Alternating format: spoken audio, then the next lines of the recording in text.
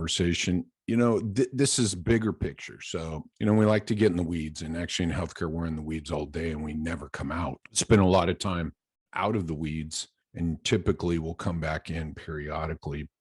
Yet here's the problem with that. If you're not aware of the bigger picture, then being in the weeds is going to be a waste of time, and you're going to be busy, and your team's going to be busy, and everybody around you is going to tell you how busy they are, and yet nothing's getting done, right? For context, right? In order to get into the weeds, you got to understand what the view looks like at a higher level. You got to get out of the weeds and scan the landscape. What do I see? Where do we need to get to? What work needs to get done to get there, right? When you get out of the weeds, you can see your obstacles. You can see a clearer path.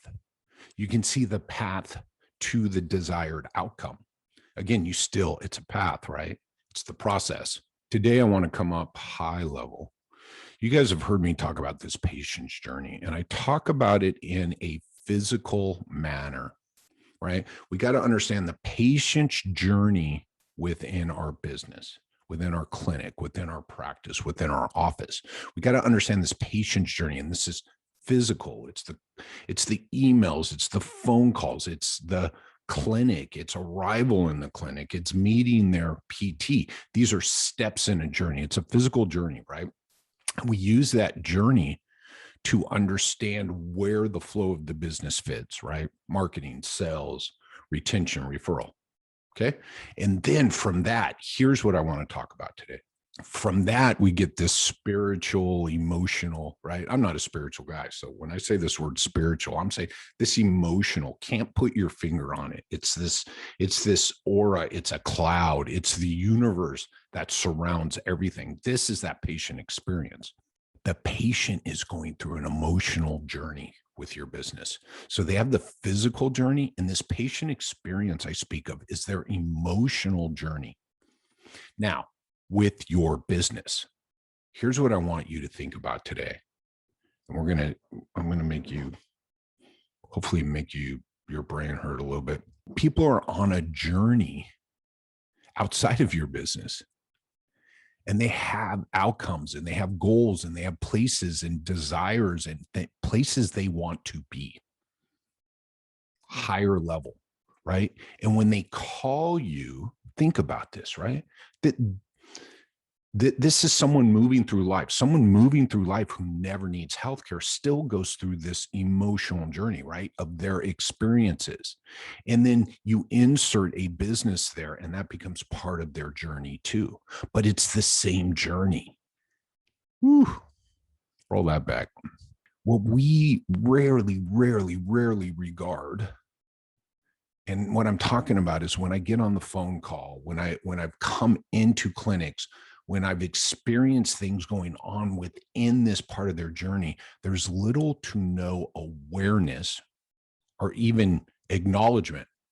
Let's just say acknowledgement of this, where this fits in this bigger patient journey, this emotional journey, this spiritual journey.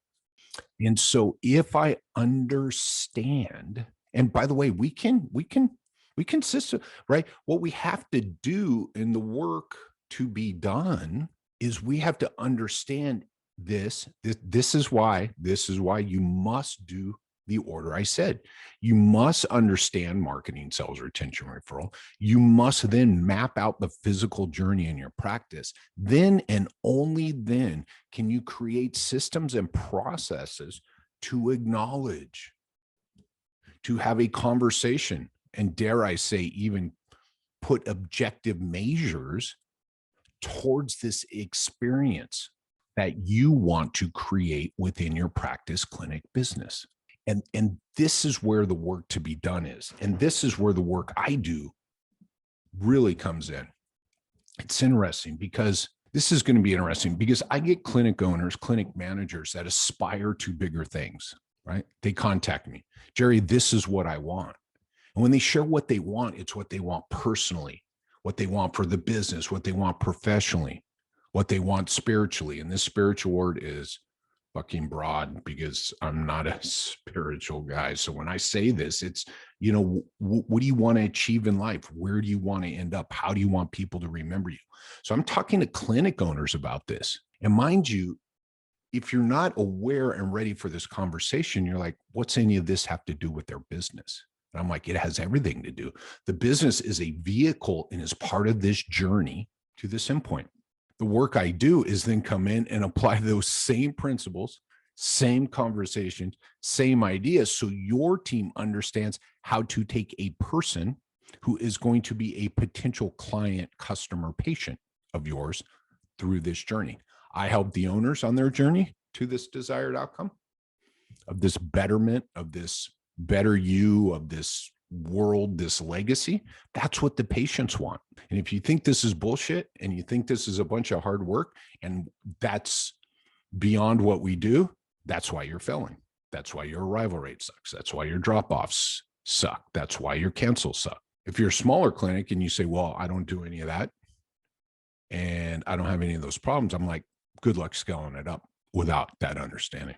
We really went outside the rails here today, which I think we need to do, is understand that this patient life cycle, the physical part of it, that then overlays the flow of a business, right? Marketing, sales, retention, and referral, is all for the purpose of building out an experience that inserts someone in their bigger life journey into your business that continues them on that journey. And if you think about it, when I read this stuff, when I start to ponder this stuff to get on here to talk about it, I'm like, this is huge. And this is what's missing. And it's healthcare. We're not talking about someone buying a pair of shoes to gain greater status in this journey. We're not talking about someone going out to an expensive meal so they can post pictures and tell everybody about it. We're talking about their health and well-being.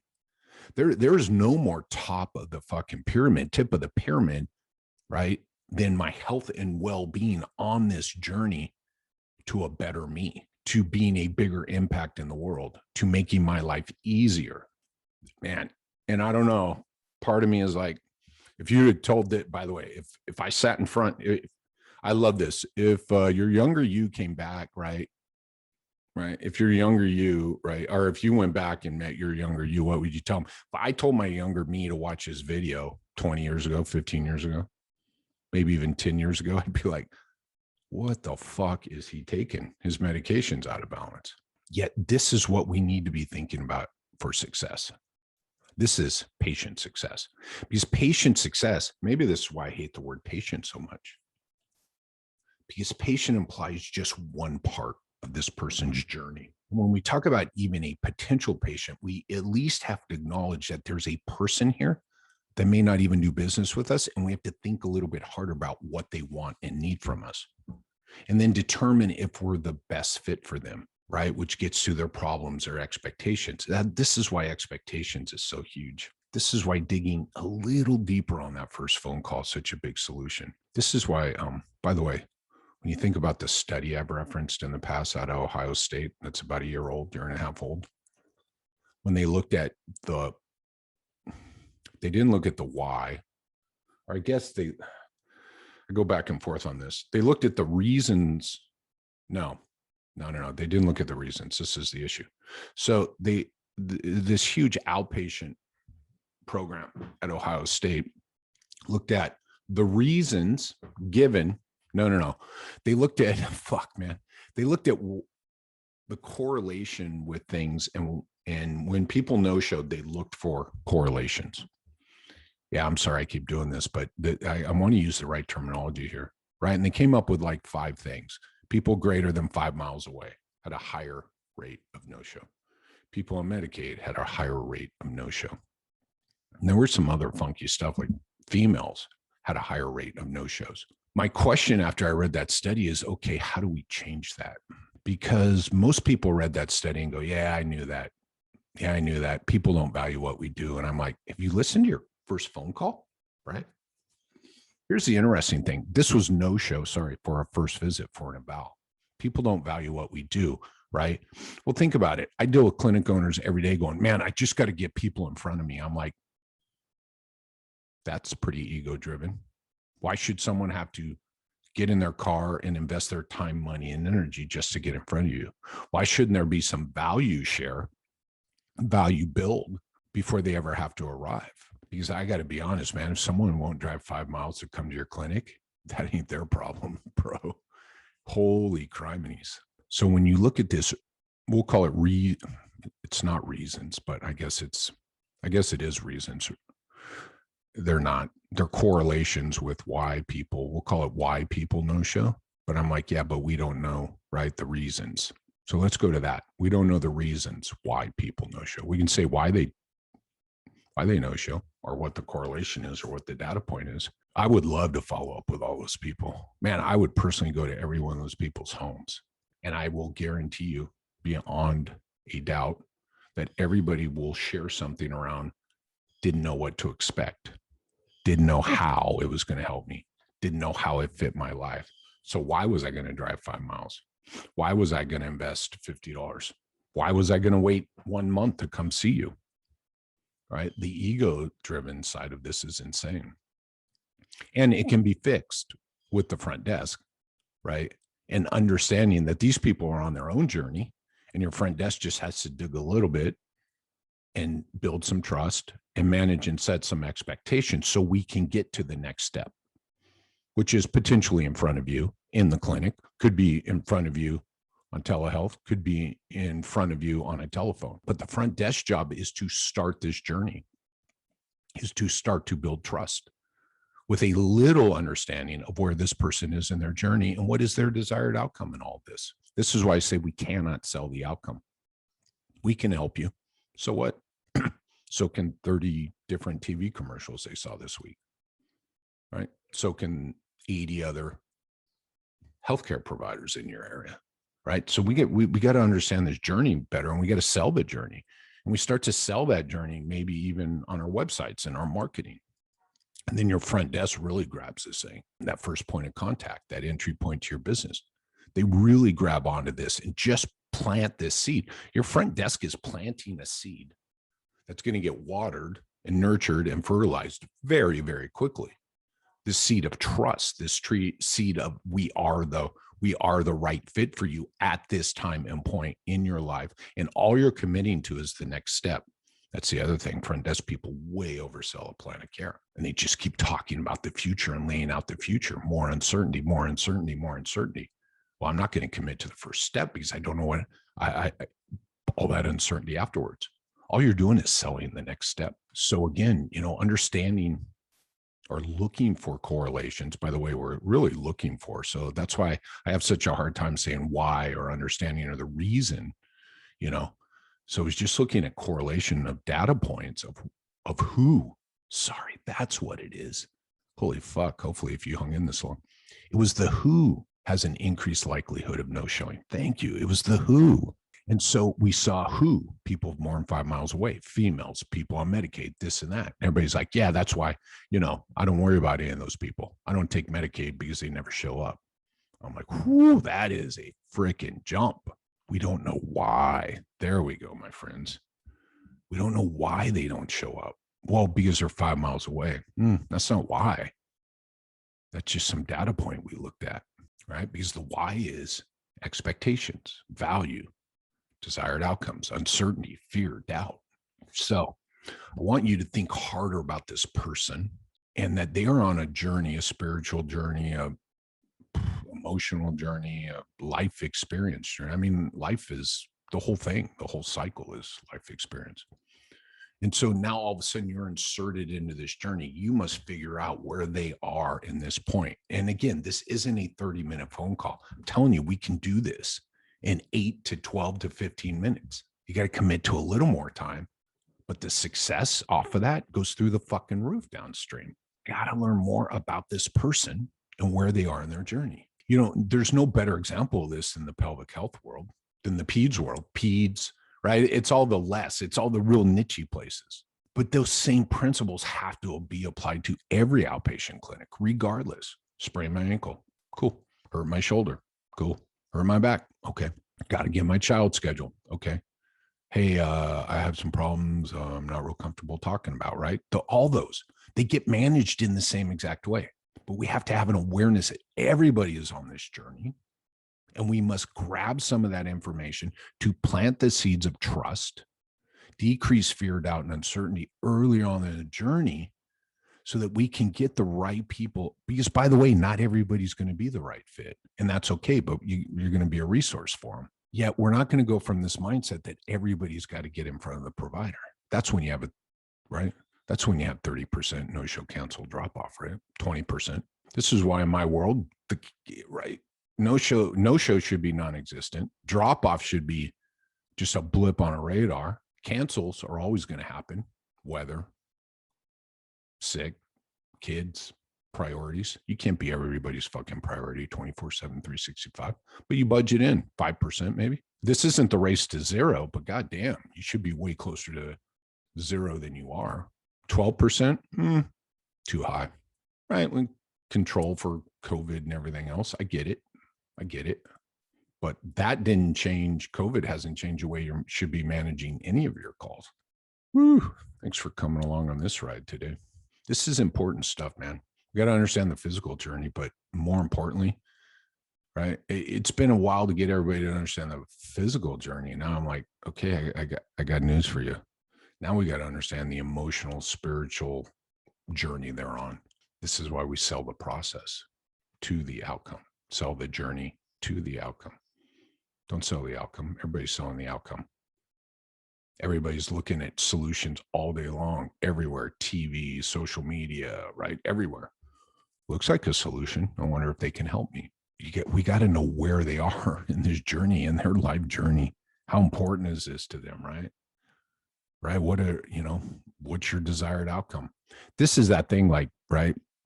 You get someone on the phone, say they have knee pain. Cool. You get them scheduled for knee pain and they disappear after a visit too.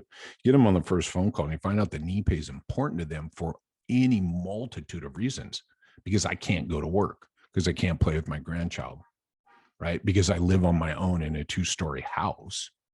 And if I can't get up and down the stairs, my kids are going to make me move out. I've literally heard every one of these conversations, my friend. Till we get to that level, we're not really we're not doing what we need. And we can't wait till the eval day to get to that level. Why? Because you're just going to be sitting there like separating people all day long. Oh, this person isn't the right fit. And I'm like, we could have known that on the first phone call. Lots of stuff here to unpack. Good luck. And I say good luck in a sense of sit back and think about this stuff, man. If you want to make the fucking change, if you want to be the change, then you got to start doing this. First name, last name, date of birth, phone number, address, insurance, doctor's referral is not going to move the needle on anything anymore. And it didn't in the past. So let's not lie to each other. All right. If we're going to impact society, if we're going to really be the solution we know we are. By the way, I believe in this profession 130%. And by the way, I believe in whatever profession you're in. This is the beauty. Expectations, my friends, expectations. And if we're only focused on the outcome, we disregard expectations all the time and we disregard the journey. If you want to comment below, if you want to reach out to me privately, if you want to do anything, talk about this work. By the way, the work is not all spiritual. I'm not a spiritual guy, right? We're going to put things into place. And we're going to make sure people in their roles in this patient journey understand the conversation that needs to be had. And by the way, the bulk of the work is done on the first phone call. So if we do the work on the first phone call, we're tilting the playing field down and making it easier for everybody downstream, including your billing team. And by the way, in network, out of network, cash pay, it doesn't matter. First thing, right? Completed plans of care. What's your role in this? Wow, that's a bigger, right? I'm implying this to your team. Your team needs a bigger goal, right? So think about that. I talked about the clinic owners and the potential clients I call. Now I'm talking about your team. We got to apply the same thing to your team. We got to show them their role in a bigger picture, in a bigger why. And by the way, if they don't want to play, then cool. We get the person who wants the bigger why, who wants to be part of something bigger at every fucking role on the team. Billing, front desk, aide, assistant, PT, everybody. That's what I do all day long. I get everybody aligned around this bigger goal. There's only one goal: completed plans of care. And when we have that, we can get everybody aligned behind it. If you sat through this, I appreciate you. If you sat through this, I hope you sit on it a little bit, think about it, and start applying it.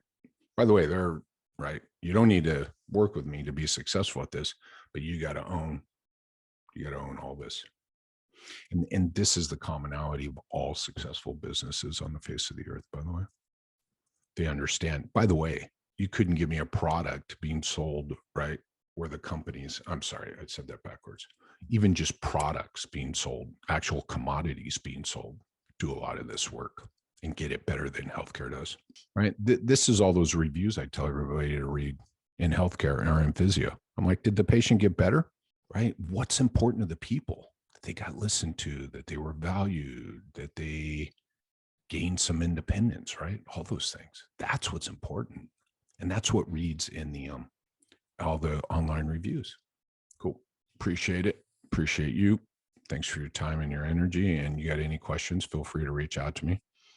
You can reach out to me privately on Facebook, on Twitter, on Instagram. You can comment down below. Do whatever you want. Cheers.